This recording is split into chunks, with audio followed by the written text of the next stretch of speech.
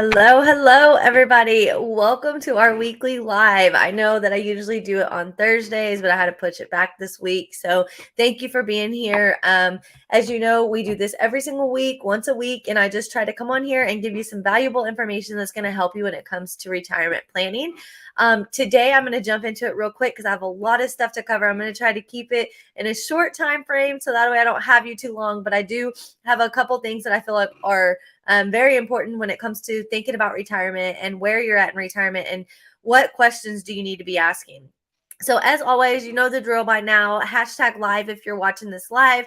Hashtag replay if you're catching it afterwards.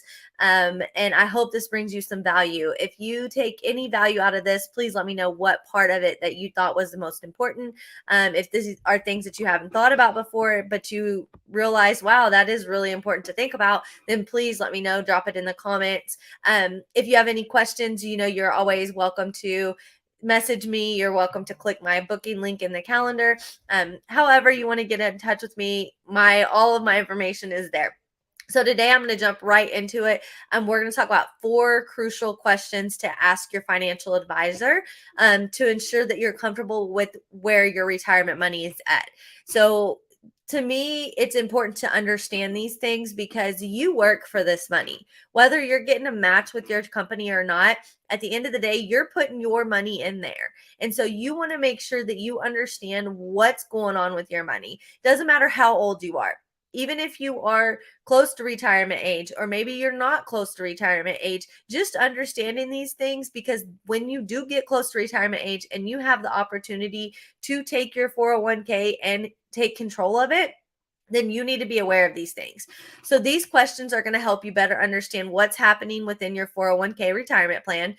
If you are using a financial advisor, they're going to open up the door to allow you to see if you really have security within your account and if you're comfortable with where your money's at. Some of you may be completely content and happy with what you have going on, while others may realize it's quite uncomfortable once you know the answers to these questions.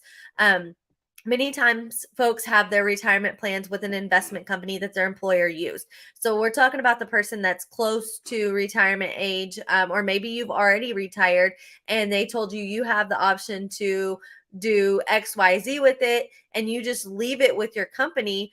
But you never, like, many times people don't realize that there's other options outside of these companies that can do different things that just the typical investment company does. So I always like to make it clear, I do not have a license that's going to lose you money. I cannot have any product. I cannot help you with any type of product that will allow you to lose money.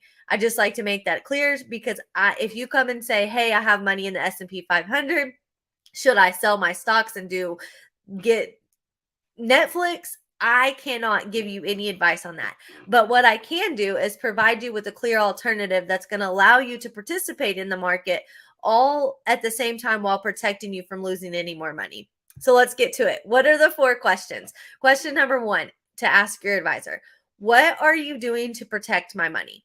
So when you ask this, you want to discuss the importance of what their approach is to protect your investments and limiting your risk. If you are not a risk taker, if you're a risk taker and you're totally content with the idea of losing 50% of your income overnight because the market drops, then that's something that you're content with. But if you're not content with losing money and you want your money protected, then you need to ask your advisor, what approach are you taking to protect my investments? And then once you ask that question, then address strategies that they have in place. Well, what strategies do you have in place? Do you have diversification set up within my assets? What risk management techniques are you using? How are you keeping up with the risk? How do you know what risk my assets are in? And then emphasize that you want transparency. You want transparency and regular communication regarding the market conditions. And when the market is doing crazy things, like right now it's up and it's down, it's up and it's down, it's some days it's green, some days it's red, some days it's red for the whole week. It's crazy right now because we have so many things going on in our economy that's affecting the market. So with that, you need to emphasize that you want transparency and regular communication regarding your market conditions, and then what steps are being taken to safeguard your money. Because many times you put your money in and you don't really know what's going on with it. Now, granted, if you have a 401k, then there's limited types of investments that you can do with it, but you still need to be aware of what's going on and how you can control those risks if you are not a risk taker. And then ask the question, can they guarantee that you don't lose any money? So, like I said, you worked really hard for this money. Can they guarantee you that you don't lose any money? And if they can, then how are they going to do that?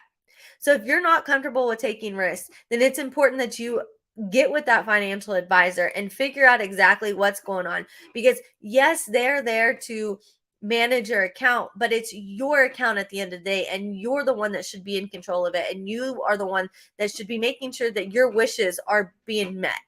Okay. Number two, what fees are you paying? This one is huge.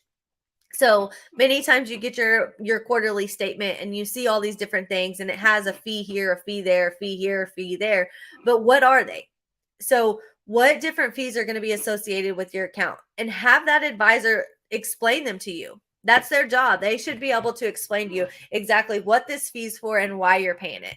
So different types of accounts include fees such as management fees, transaction costs, administrative expenses. All those are big words and they sound really confusing. So what are they and what do they mean?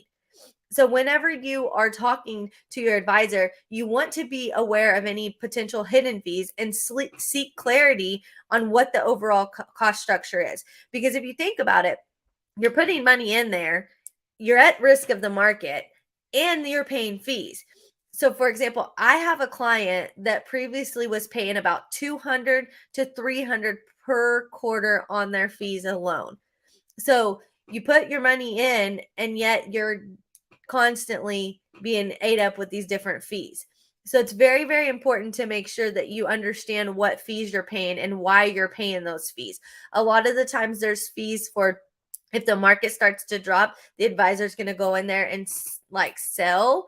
And so then they're going to sell and buy. And every time they sell and buy, there's a fee that's being paid because it's a management fee. So it's very, very crucial that you make sure you understand what fees you're paying, why you're paying those fees, what they're being used for. So that's question number two. What fees are you paying? Question number three.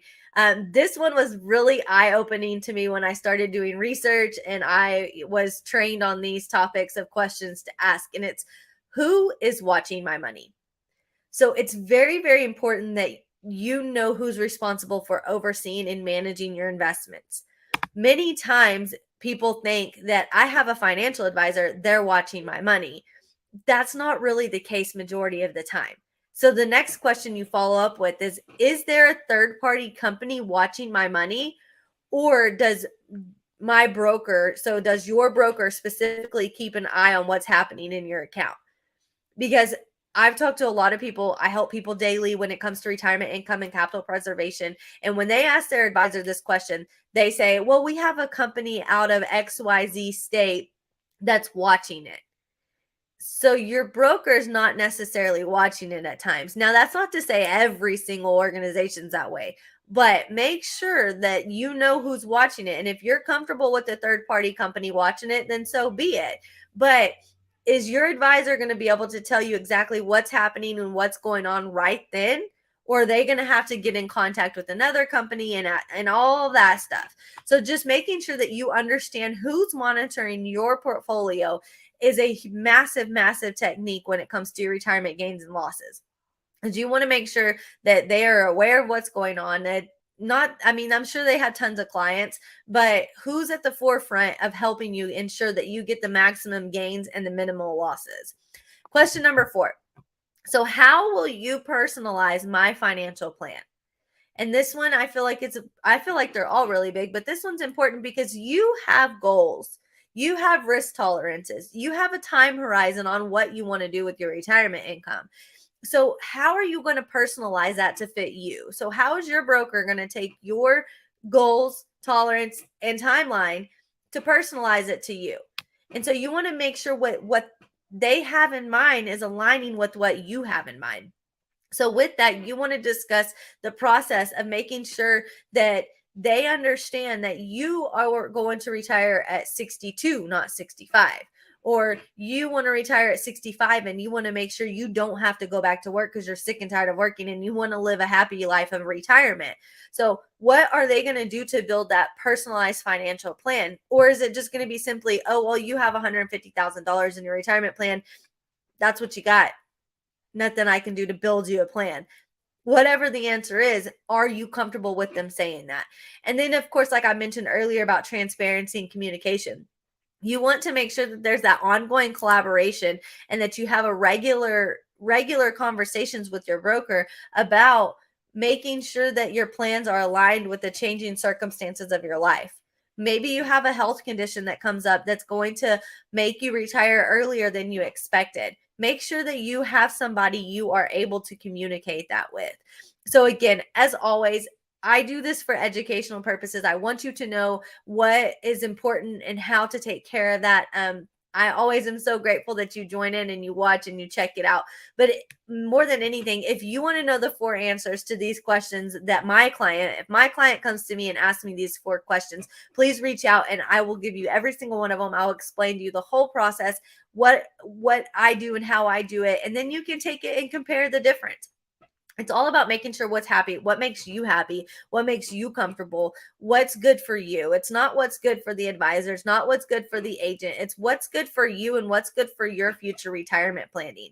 And so asking these questions is going to help you gain clarity. It's going to help you gain confidence, and it should help you have peace of mind in your financial journey. And if you ask those questions with the person that you have advising you, or managing your finances, and it doesn't give you clarity and confidence and peace of mind, then reach out to it doesn't have to be me. Reach out to somebody else and see what other things are out there. Because, like I said, you don't have to be stuck in the 401k plan. You don't have to be stuck in the stocks and bonds and all of that. There are alternative ways. There are ways to grow your money, protect your money, and then eliminate all the crazy fees that come with all the different types of accounts. So as always, if you have any further questions or you need assistance, please don't hesitate to reach out. I'm always here for help. I'm always here for education.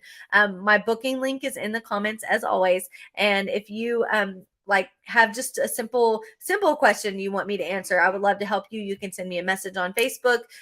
You can contact me directly, however you want, whatever you want to do. I'm here to help you and help you build your financial future. So as always, stay informed and take charge of your financial future, so that way you can be happy and have peace of mind with your retirement planning. I'm Kaylee. I'm the teacher of finances. Thank you again for joining in with me. If you took anything out of this or you felt like there was a question that really stuck out to you, please let me know. I love getting feedback. I love being able just to engage with you all. That's how this group gets, this is what makes it important. Like, that's how this group adds value to other people, is by engagement. So please, reach out, comment, let me know. But that's all I have for today. So I hope you have a wonderful weekend, and I will see you guys next week.